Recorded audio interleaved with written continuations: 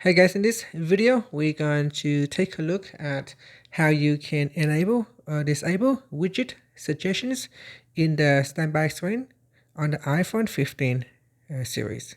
Now first, to go to your standby screen, what you want to do is have standby turn on. So here I'm going to go back to the home screen, then tap on settings. In settings, go down and then tap on standby. And make sure standby is switch on.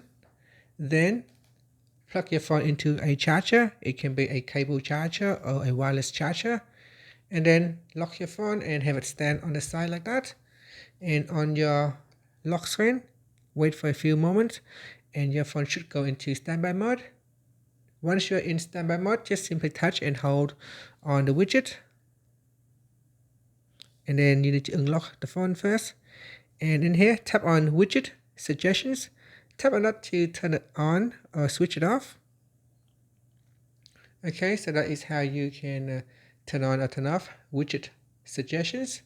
Now, once you have Widget Suggestions turned on, then the phone will have additional widgets automatically show up based on what the iPhone thinks you might use. And that's it. Thank you for watching this video. Please like and subscribe to my channel for more videos.